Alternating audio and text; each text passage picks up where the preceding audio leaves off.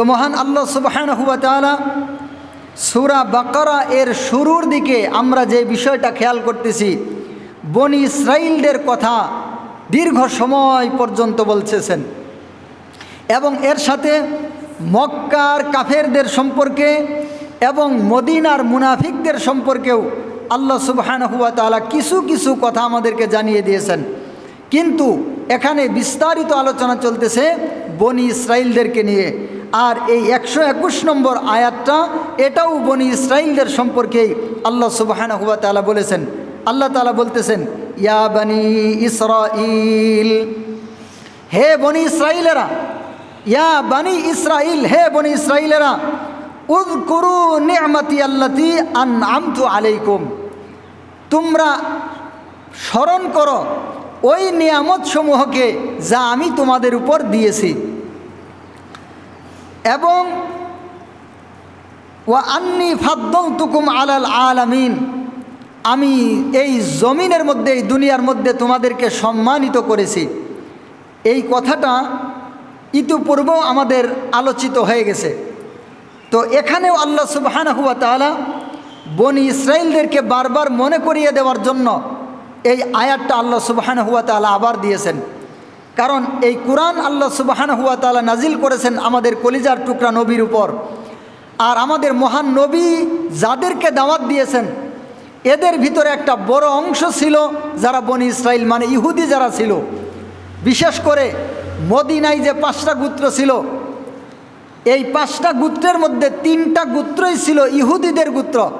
যেই বিষয়গুলো সম্পর্কে আমরা পিছনে আলোচনা করে এসেছি, এগুলো সম্পর্কে আবার আলোচনা করতে গেলে তাহলে সামনে আর যাওয়া সম্ভব হবে না।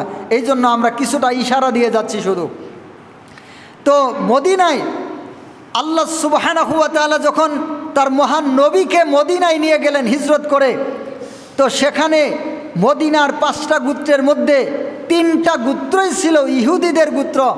আর এই ইহুদিরাই ছিল আল্লাহর নবীর সবচাইতে বড় শত্রু।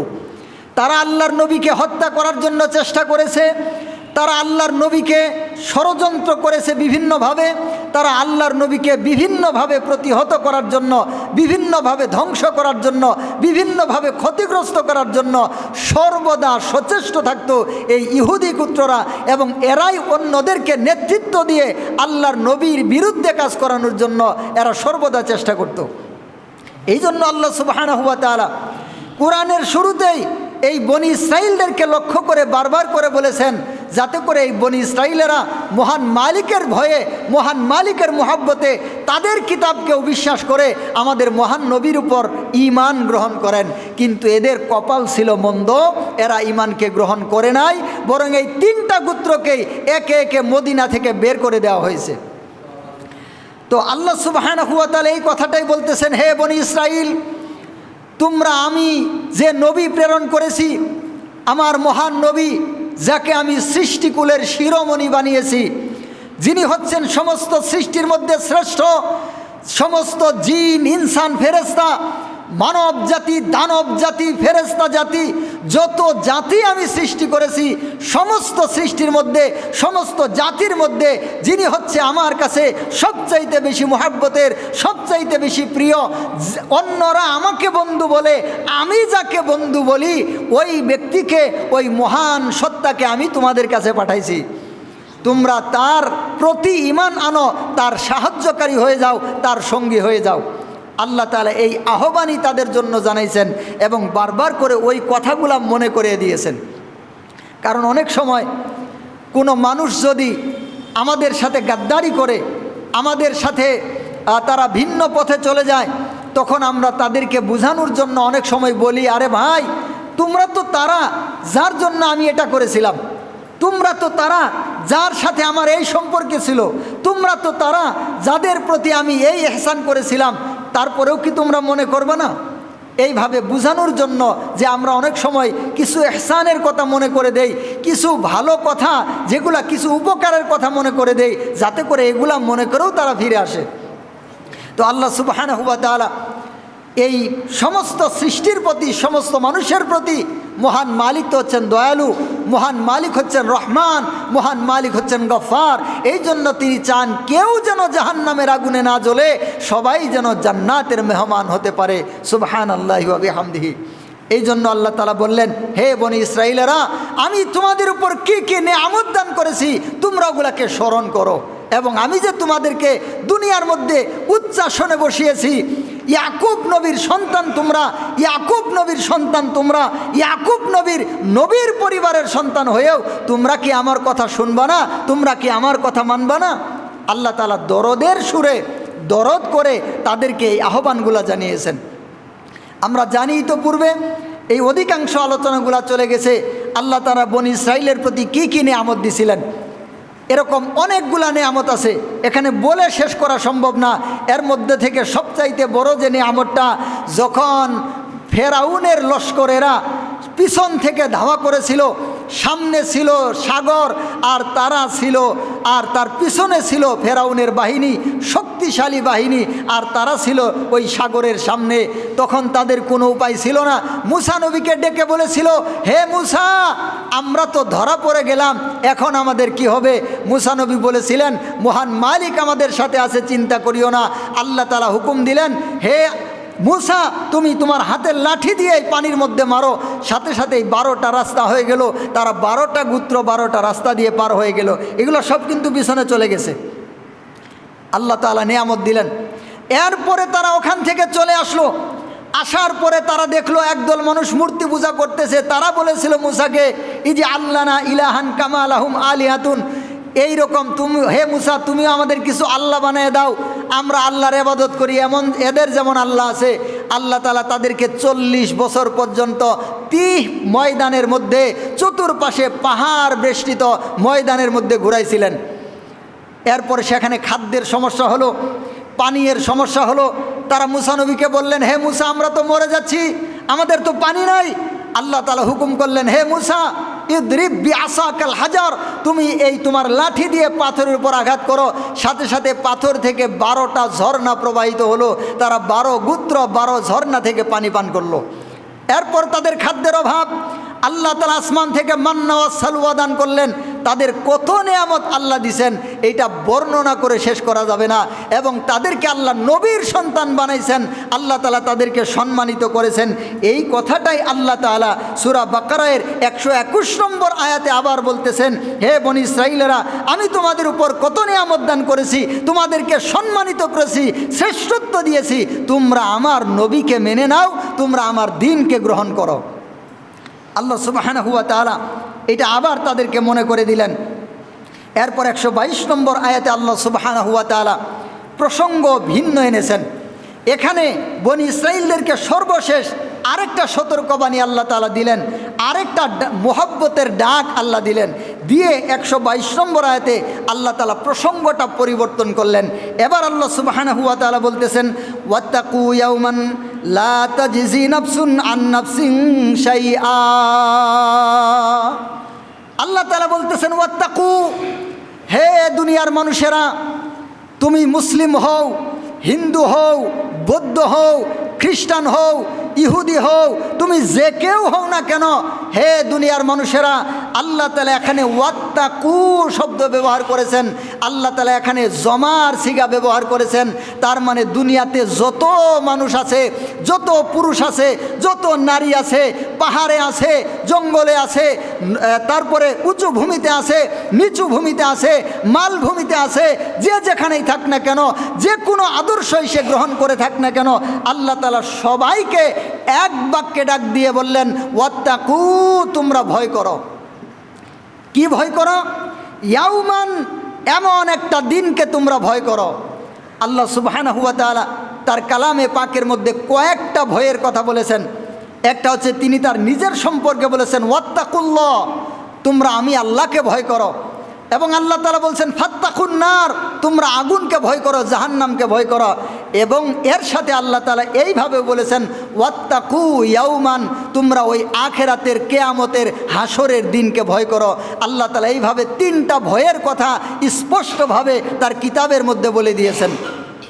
আল্লাহ সুবহানাহু ওয়া তাআলা বলতেছেন, ওয়াত্তাকু, তোমরা ভয় করো, ইয়াউমান, সেই দিনকে, লা তাজজি নাফসুন আন নাফসিন শাইআ, লা তাজজি কোনো উপকারে আসবে না, কোনো ফায়দা করতে পারবে না, কোনো লাভ পৌঁছাইতে পারবে না। নাফসুন কোনো নফস, আন নাফসিন অন্য কোনো নফসের পক্ষ থেকে, শাইআ কোনো প্রকার লাভ, কোনো প্রকার উপকার কেউ কারো করতে পারবে না। আল্লাহ সুবহানাহু ওয়া তাআলা এই কথা বলে মানুষদেরকে পরকালের একটা ভয়ের কথা বলেছেন। তো পরকালের ভয় এটা কেমন বিষয়, এটা কেমন জরুরি যে আল্লাহ তাআলা তার কালামে পাকে মাঝে মাঝেই পরকালের ভয়ের কথা বলেছেন। এবং আল্লাহ তাআলা বলছেন ইয়া আইয়ুহান নাস, হে দুনিয়ার মানুষেরা। এইভাবে বিভিন্ন সময় আল্লাহ তাআলা ডেকেছেন, বিভিন্ন সময় ডেকে ডেকে আল্লাহ তাআলা বলেছেন ওয়াত্তাকু, তোমরা ভয় করো, ইয়াউমান সেই দিনকে। এবং আল্লাহ সুবহানাহু ওয়া তাআলা সেই দিনের, হাসরের ময়দানের, কিয়ামতের কঠিন দিনের বিশদ বর্ণনা অনেকগুলো আয়াতের মধ্যে আল্লাহ সুবহানাহু ওয়া তাআলা দিয়ে দিয়েছেন। আল্লাহ সুবহানাহু ওয়া তাআলা বলেছেন সেই দিন কেমন পরিস্থিতি হবে। তারপরে সূরা জিলজালের মধ্যে আল্লাহ সুবহানাহু ওয়া তাআলা কিয়ামত সংগঠিত হওয়ার যেই পদ্ধতিটা, যেইভাবে সংগঠিত হবে এই কথা আল্লাহ সুবহানাহু ওয়া তাআলা বলে দিয়েছেন ইযা জুলজিলাতিল আরদু জিলজালাহা, যখন এই পৃথিবীটা প্রকম্পনে প্রকম্পিত হয়ে যাবে। এখানে আল্লাহ সুবহানাহু ওয়া তাআলা কিয়ামত কিভাবে সংগঠিত হবে, কিয়ামত কিভাবে আস্তে আস্তে আস্তে আস্তে কিয়ামতের দিকে আমরা অগ্রসর হইতেছি এবং কিয়ামত সংগঠিত হওয়ার বিশদ বিবরণ আল্লাহ সুবহানাহু ওয়া তাআলা সূরা জিলজালের মধ্যে দিয়েছেন। এবং আল্লাহ সুবহানাহু ওয়া তাআলা আরও অনেকগুলো আয়াতের মধ্যে এই হাসরের ময়দানের ভয়াবহতা সম্পর্কে আল্লাহ সুবহানাহু ওয়া তাআলা জানিয়ে দিয়েছেন। এবং এই আয়াতের মধ্যে আল্লাহ সুবহানাহু ওয়া তাআলা জানাইলেন, হে দুনিয়ার মানুষেরা, ওই দিনকে তোমরা ভয় করো। সেই দিনটা কেমন, কেন ভয় করতে হবে? প্রথম কথা হচ্ছে আখিরাতকে কেন ভয় করতে হবে, আখিরাতকে ভয় করা কেন দরকার, আখিরাতকে ভয় করার ফায়দা কি, আখিরাতকে ভয় করার লাভ কি, আর আখিরাতকে ভয় না করার ক্ষতি কি, আখিরাতকে ভয় না করার লাঞ্ছনা কি, আখিরাতকে ভয় না করার বঞ্চনা কি, আখিরাতকে ভয় না করার খারাপতা কি। এটা আমাদের মুমিনের জীবনে আল্লাহ সুবহানাহু ওয়া তাআলা বিশাল বড় একটা দিক দিয়েছেন। যেমন কোনো মানুষের যদি জবাবদিহিতার ভয় থাকে তাহলে মানুষ কখনো খারাপ কাজ করতে পারে না। আর যদি জবাবদিহিতার ভয় না থাকে তাহলে মানুষেরা কত প্রকার খারাপি করতে পারে, এই খারাপির কোনো শেষ থাকবে না। মানুষ কল্পনাও করতে পারে না যে মানুষ এই ধরনের খারাপি করতে পারে, মানুষ ওই ধরনের খারাপিও করবে। যেমন দেখেন আমাদের বাংলাদেশে শুধু না, সারা বিশ্বে সমস্ত দেশের মধ্যে আইন কানুন আছে না নাই? এই আইন কানুনগুলো আবার চালানোর জন্য আইন শৃঙ্খলা, কয়েক স্তরের আইন শৃঙ্খলা আছে না নাই? কিছু আছে প্রকাশ্য, কিছু আছে অপ্রকাশ্য। বাংলাদেশের অনেক মানুষ আছে কয় প্রকার, কয় স্তরের আইন শৃঙ্খলা বাহিনী দেশের মধ্যে আছে, তারা এটা নিজেরা নামও বলতে পারবে না। প্রকাশ্য অপ্রকাশ্য বিভিন্ন ধরনের আইন শৃঙ্খলা বাহিনী বিভিন্ন কাজে ব্যস্ত। এর কারণটা কি? আজকে যদি বাংলাদেশের সমস্ত আইনকে বন্ধ করে দেওয়া হয়, সমস্ত থানা, সমস্ত আর্মি ক্যাম্প, সমস্ত আইন শৃঙ্খলার কার্যক্রমগুলো বন্ধ করে দেওয়া হয়, তাহলে এই মানুষেরা মানুষের সাথে কি কি করতে পারে এটা আপনি কল্পনাও করতে পারবেন না। মনে করেন দেশে কোনো আইন নাই, কোনো শৃঙ্খলা নাই, কোনো কানুন নাই, তাহলে কি করবে জানেন? আমি একটা উদাহরণ দেই শুধু। আপনি বসে আছেন খেতে, কাজ করার পর আম গাছের নিচে বসে জিরাইতেছেন, এক লোক বড় হেমার তো চিনেন, বড় হাতুড়ি নিয়ে এসে আপনার মাথার মধ্যে একটা বাড়ি দিল। তো বাড়ি দেওয়ার পরে আপনি তো মাথাটা ভাগ হয়ে গেল, মানে মাথাটা ফেটে গেল, আপনি মরে গেলেন। এবার কেউ জিজ্ঞাসা করলো, আরে ভাই এই লোকটার মাথা তুমি কেন ফাটাইলা, কিসের জন্য, কি দরকার ছিল, সে তোমার কি ক্ষতি করছে? করে আরে কোনো ক্ষতিও করে নাই, কোনো সমস্যা নাই, এর সাথে আমার কোনো শত্রুতাও নাই। আসলে মানুষের মাথার মগজটা কেমন দেখা যায় এটা আমি দেখতে চাইছিলাম। কথা মনে হয় বুঝে নাই? মানুষের মগজ কেমন দেখা যায়, আর বাড়ি মারলে কি পরিমাণ জুড়ে মারলে ফাটে, মাথার খুলিটা কেমন শক্ত এটা আমি দেখতে চাইছিলাম। আর ফাটানোর পর মাথার খুলিটা কেমন দেখা, এই ভিতরে কেমন, কয়টা স্তর আছে, ব্রেনের উপরে কয়টা পর্দা আছে, আল্লাহ এটা কত শক্ত করে বানাইছেন, তারপরে এর এই উপর থেকে মস্তিষ্কটা কেমন দেখা যায়, এটা দেখার জন্য আমার মন চাইছিল, তো মাথাটা ফাটায় আমি দেখলাম। আশ্চর্য হইলেন? আর এটা তো আমি সামান্য বললাম, এর চাইতেও বড় কিছু হবে, এর চাইতেও বড় কিছু হবে। দেখেন আমরা এখন এমন একটা পরিস্থিতিতে আছি, শুধুমাত্র ফেসবুক খুললে ইউটিউব খুললে আমরা দেখতে পাইতেছি ধর্ষণ অমুক তমুক চলতেছেই, আছে না নাই? বৃদ্ধা থেকে শুরু করে 5-6 বছরের বাচ্চা, 3 বছরের বাচ্চা, মেয়ে বাচ্চা পর্যন্ত রেহাই পাইতেছে না। তারপরেও এই ধর্ষিতা হইতেছে আপন মানুষের দ্বারা, কেউ আপন বাবার দ্বারা, কেউ ভাইয়ের দ্বারা, কেউ চাচার দ্বারা, কেউ মামার দ্বারা। বাংলাদেশে ধর্ষণের আইনকে কত কঠিন করা হয়েছে না? এরপরেও দেখেন চলতেছে। আর এই আইন যদি না থাকে তাহলে কি হবে চিন্তা করেন। এটা কোনো শেষ করতে পারবেন না আপনি চিন্তা করে। আপনি বসে আছেন, একটা লোক এসে হঠাৎ করে আপনার চোখের ভিতরে আঙ্গুল ঢুকিয়ে দিয়ে চোখের একটা নাড়া বের করে ফেললো। আপনি বললেন আমি তোর কি ক্ষতি করছি? কই না, কোনো ক্ষতি করস নাই, দেখি চোখের পিছনে যে তারটা আছে এটা কত বড় লম্বা। কথা মনে হয় বুঝে নাই। চোখের পিছনে তার দেওয়া আছে না ব্রেনের সাথে, এটা কি পরিমাণ লম্বা, এটা দেখার জন্য আমি এটা করছি, তোর সাথে কোনো সমস্যা নাই। আইন শৃঙ্খলা, আইন এত গুরুত্বপূর্ণ। আমরা যে মৌলিক অধিকার বলি না, মৌলিক অধিকার খাদ্য, বস্ত্র, বাসস্থান, চিকিৎসা, তারপরে এই চিকিৎসা, শিক্ষা, এই যে কয়েকটা জিনিস আমি যেটা চিন্তা করেছি, যারা এই মৌলিক চাহিদাগুলো আমাদের জন্য নির্ধারণ করছে ওরা 1 নম্বরটাই বাদ দিছে, ওরা আসলটাই বাদ দিছে। খাদ্য, বস্ত্র, বাসস্থান, শিক্ষা, চিকিৎসা, এগুলা যে আমাদের মৌলিক অধিকার, এগুলো আমাদের মৌলিক চাহিদা। এই সমস্ত মৌলিক চাহিদার চাইতেও সমস্ত মৌলিক চাহিদা সেটা হচ্ছে আইন, সেটা হচ্ছে শৃঙ্খলা।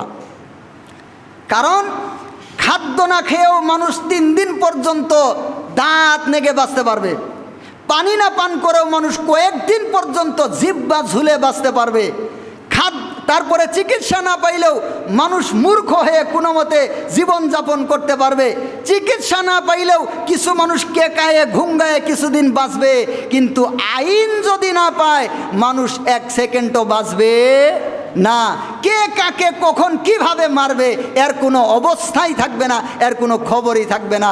তো আল্লাহ সুবহানাহু ওয়া তাআলা পরকালের ভয়ের কথা কেন বললেন? এই জন্য বললেন, দুনিয়ার মানুষেরা, ক্ষমতা দিয়েছি, শক্তি দিয়েছি, সামর্থ্য দিয়েছি, শরীরের শক্তি দিয়েছি, কুওয়াত দিয়েছি, এগুলা তুমি আমার ভয়ে আমার পথে ব্যয় করবা, নাফরমানির পথে ব্যয় করবা না। আর প্রত্যেকটা নাফরমানি হচ্ছে কোনো না কোনোভাবে জাতির জন্য ক্ষতিকর। দুনিয়াতে এমন কোনো গুনাহ আপনি পাবেন না যেই গুনাহ নিজের অথবা সমাজের বা মানবতার ক্ষতি না করে। আপনি একটা গুনাহ দেখান যেই গুনাহ মানবতার জন্য ক্ষতিকর নয়, যেই গুনাহ নিজের জন্য ক্ষতিকর নয়, যেই কাজটা সমাজের জন্য ক্ষতিকর নয়, এমন কোনো গুনাহ আপনি দেখাইতে পারবেন না। ইসলামের মধ্যে যতগুলা জিনিসকে, যতগুলা কথাকে, যতগুলা কাজকে গুনাহ বলে সাব্যস্ত করা হয়েছে, প্রত্যেকটা কাজ ব্যক্তির জন্য ক্ষতিকর, সমাজের জন্য ক্ষতিকর, পরিবারের জন্য ক্ষতিকর, সমাজের জন্য ক্ষতিকর, রাষ্ট্রের জন্য ক্ষতিকর, মানবতার জন্য ক্ষতিকর। এই জন্যই আল্লাহ তাআলা এগুলাকে নিষেধ করে দিয়েছেন। আর আল্লাহ তাআলা আখিরাতের ভয় দেখাইছেন, এটা করবি তো এটা হবে, এরকম করবি তো এরকম হবে। আল্লাহর নবী সাল্লাল্লাহু আলাইহি ওয়াসাল্লাম বলেছেন, আউয়ালু মা ইউহাসাবু ইয়াউমাল কিয়ামাতি আদ-দামু। কিয়ামতের দিন সর্বপ্রথম রক্তের হিসাব নেওয়া হবে। কিসের হিসাব? রক্তের হিসাব। আমরা তো আরেকটা হাদিস জানি, আউয়ালু মা ইউহাসাবু বিহিল আবদু ইয়াউমাল কিয়ামাতি আস-সালাহ, নামাজের হিসাব নেওয়া হবে। এই হাদিসও যেমন আছে রক্তের হিসাব নেওয়া হবে, এই হাদিসও তেমন আছে। আরও আছে কিয়ামতের দিন সর্বপ্রথম কিসের হিসাব নেওয়া হবে, এই রকম কয়েকটা হাদিস আছে। এর মধ্যে একটা হাদিস হচ্ছে রক্তের হিসাব নেওয়া হবে। রক্তের হিসাব নেওয়া হবে মানে, রক্তের হিসাব নেওয়া হবে মানে ইবাদতের ক্ষেত্রে নেওয়া হবে সর্বপ্রথম নামাজের হিসাব। ভালো করে বুঝেন, এই মুসলমান জাতি যদি আল্লাহর কোরআনকে বুঝতো, এই দুনিয়ার মানুষেরা যদি ইসলামকে চিনত, এই দুনিয়ার মানুষেরা যদি আল্লাহর দ্বীনকে নিয়ে গবেষণা করত, এই মানুষেরা যদি আল্লাহর দ্বীনের সৌন্দর্যকে জানত, দুনিয়াতে এমন কোনো মানুষ থাকতো না যে তারা কোরআনের জন্য পাগল হয়ে যাইত। দুনিয়াতে এমন কোনো মানুষ থাকতো না যে ইসলামের জন্য তারা আগ্রহী হয়ে যাইতো, পাগল হয়ে যাইতো। ইসলাম এত মানবতার ধর্ম, ইসলাম এত সুন্দর ধর্ম, ইসলাম এমন একটা ধর্ম যার সাথে কোনো তুলনা চলে না। মানবতার জন্য সবচাইতে সেফ, মানবতার জন্য সবচাইতে উৎকৃষ্ট ধর্ম হচ্ছে ইসলাম। এর প্রত্যেকটা পরতে পরতে রয়েছে শুধু মানবতার ফায়দা, শুধু মানবতার কল্যাণ, শুধু মানবতার কল্যাণ। আল্লাহ তাআলা বললেন, আল্লাহর নবী জানায় দিলেন, কিয়ামতের দিন সর্বপ্রথম রক্তের হিসাব নেওয়া হবে। এর মানে হচ্ছে ইবাদতের ক্ষেত্রে নেওয়া হবে নামাজের হিসাব। আর তোমাদের সামাজিক চালচলন যেটা ছিল মুআশারাত, ইসলামের মৌলিক বিষয় হচ্ছে 5টা: আকীদা, ইবাদত, মুআমালাত, মুআশারাত, আদব। এর মধ্যে যে মুআমালাত যে আছে, মুআমালাতের ক্ষেত্রে সর্বপ্রথম হিসাব নেওয়া হবে রক্তের হিসাব। এই রক্তের হিসাবের মধ্যে কে কাকে গালি দিয়েছে, কে কাকে একটা থাপ্পড় দিয়েছে, কে কাকে শরীরের মধ্যে মার দিয়েছে, কে কার কোনো ক্ষতি করেছে, এই হিসাবটা এর মধ্যেই রয়ে গেছে। তো আল্লাহ সুবহানাহু ওয়া তাআলা যে বলতেছেন, ওয়াত্তাকু ইয়াওমান, ওই দিনকে ভয় করো যেই দিন কেউ কারো কোনো উপকার করতে পারবে না। এই ভয় করার মানেই হচ্ছে ওই ভয়ে দুনিয়াতে তোমরা সমস্ত প্রকার খারাপতা, সমস্ত প্রকার গুনাহ, সমস্ত প্রকার অশ্লীলতা, সমস্ত প্রকার বেহায়াপনা, সমস্ত প্রকার খারাপতা থেকে বেঁচে থাকবা। নয়তো ওই দিন তোমাদের বিচার করা হবে, বিচারের সম্মুখীন দাঁড়াবা। এই জন্যে আল্লাহ তাআলা এই কথাটা বারবার করে বলে দিয়েছেন মানুষদেরকে ভালো থাকার জন্য। আর পরকালের ভয় যাদের আছে তারাই প্রকৃত মানুষ, আর পরকালের ভয় যাদের নাই এরা দেখতে মানুষ হইলেও আসলে এরা মানুষ হইতে পারে নাই। কারণ পরকালের ভয় এটা হচ্ছে একজন মানব জীবনের মৌলিক বিষয়ের মধ্যে থেকে একটা মৌলিক বিষয়। পরকালের ভয় মুমিন বান্দাদের মৌলিক বিষয়ের মধ্যে থেকে একটা মৌলিক বিষয়। পরকালের ভয় না থাকলে এই মানুষটা খারাপ হয়ে যাবে, আর পরকালের ভয় থাকলে এই মানুষটা তাকওয়াওয়ালা হয়ে যাবে, ভালো মানুষ হয়ে যাবে, আল্লাহওয়ালা হয়ে যাবে, প্রকৃত মানুষ হয়ে যাবে।